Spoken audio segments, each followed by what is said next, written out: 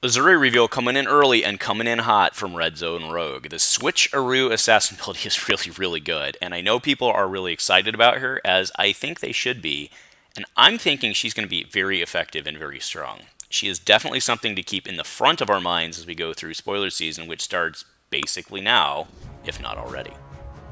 A huge shout out to our channel members for supporting what we do here. If you want to get involved with the channel and the Dice Commando community, please consider joining as a channel member. Remember, these videos are only possible with your support. You can show that support with a like, a subscribe, and by leaving us a comment and sharing your feedback. Community first, and go Commando. Hey there, Flesh and Blood folks. Welcome back to Dice Commando and Go Again. A fabulous cast checking in from vacation because this card spoil is hot and worth it. And yeah, we're going to do a quick and dirty cast today because she is quick and dirty, right? So again, shout out to Red Zone Rogue. You had a great reveal video. We would expect nothing less, but again, well executed and well done. So Uzri, once per turn attack reaction, banish a card from your hand face down. Turn the banished card this way face up. If it's an attack action card with cost 2 or less, put target attacking card with stealth from the active chain link on the bottom of its owner's deck, then put the banished card on the active chain link as the attacking card, right? So as I mentioned, she's the Switch-a-Roo assassin, I think is what we can call her there. So I'll remove the young and just leave the big up so we have room to put other cards here as we go.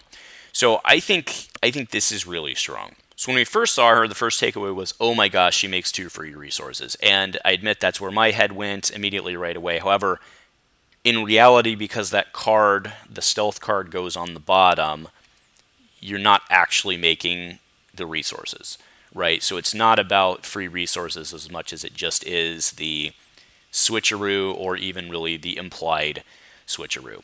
So let's go ahead and talk about a couple things with this. Now, one of the counter arguments people have been making on why she's not so strong is like, well, it has to be a card with stealth. Well, we already have a lot of cards with stealth. We have Isolate, we have Backstab, we have Sedate, we have Infect, and we have Wither. So that's 15 cards, so 1/4 of your deck, and that's the ones we've seen already. So if there's another one, you could potentially go up to 18, which should be plenty, should be absolutely plenty. Now, one other note on this, right? We're talking about how you're not making effectively the 2 resources because you have to have the card with stealth, and it goes on the bottom. And that was effectively the same as being a pitch card.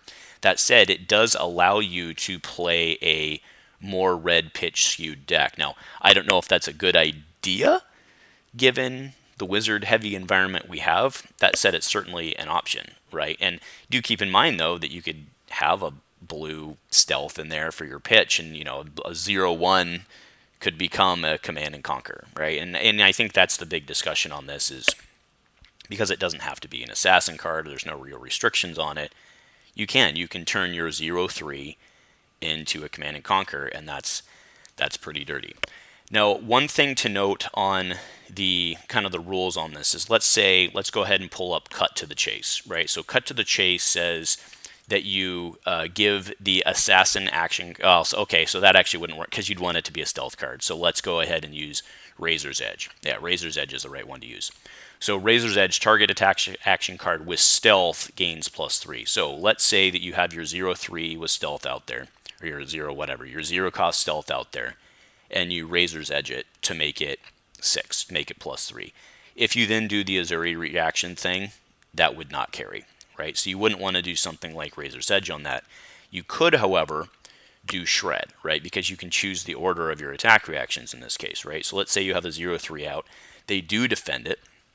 You can Shred one of those cards and then Uzri and bury it, right? And because specifically Shred doesn't say while defending. Shred says target card defending an assassin attack gets -4 this combat chain. So you have a 0/3 out.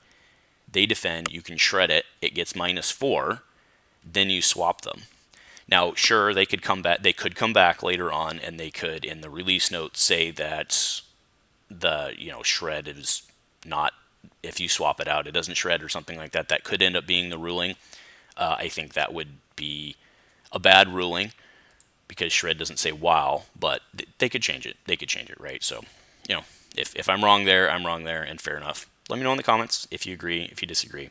But I believe that's the way the card reads now. So that's that's very strong, right? It makes, I mean, Shred's already a above rate value card because of kind of the conditions on playing it, and that becomes very good, right? So 0-3, make it go -3, right, with a yellow Shred, and then you come in with the CNC or something like that. That's pretty gross. Some of the other cards that I mean, again, I'm not trying to do a full spoiler review or anything here, right? But let's go back to Death Touch, one of the cards we saw earlier. So remember, Death Touch can't be played from hand. When this card hits a hero, create a Frailty, Inertia, or Blood Rot under their control. 1 for 6 with Uzri, right? So we had to think, okay, well, Death Touch, you have to put it in Arsenal. Okay, that's why it's such high rate. Well, with Uzri, it's 0 for 6, effectively, right? I mean, yes, you have to have the other card to do it, but you switch in 0 from 6. And then her specialization, of course, Shakedown.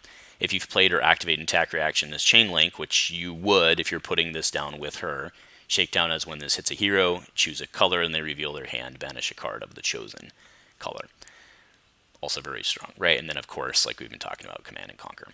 So, again, like I said, quick and dirty video here. Uzri is really scary, and I think I'm really scared about her. And I think that when we go through spoiler season, she's probably going to be the one we look for the most, right? Because any card with a really good on-hit effect that's obviously above rate, right? Like, again, Command, I mean, it'd be a 2, right? So a 2 or less with a really decent on-hit rate or on-hit effect, I think you have to really keep in mind for her. Now, yes, you have to be careful which one. I mean, let's think ratio-wise, you probably have to run a 1-to-1, right, on your, because you're still gonna want attack reactions for the turns that you don't do her ability.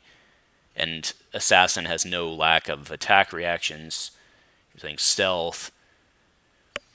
So 15 to 18 stealth cards probably.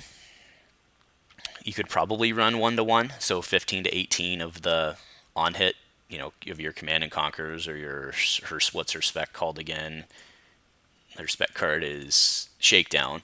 So stuff like that. And then I don't know why you wouldn't probably run Death Touch. So I think that's probably about right. You probably run a 1-to-1 ratio on that, at least to start, and we'd have to probably test that. Maybe you run a little less than 1-to-1, so 15 to 8. If I mean, I think you'd play 18 or more if there's another cycle. It doesn't, looking at the spoilers, it doesn't seem that there'll be another cycle, but maybe of stealth, maybe another set of stealth cards. So that would be 18 in that case. So you could run 18 to 21 stealth cards. We'll run about 15 to 18 of the big on-hit cards, and then you have some stuff you have attack reactions and your defense, and then whatever you need for pitch. Because you could run, I'm talking 0-3, or like the red here, right? So you could run, your pitch cards, you could run blue of your stealth cards as well, giving yourself more options there. Actually, yeah. You could run basically half your deck as those if you're also using them as pitch cards.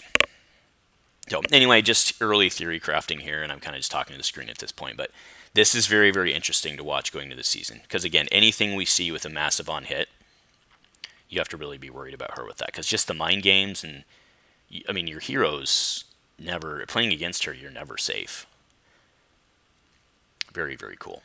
Very, very cool. And attack reactions and prevention effects are going to be a thing.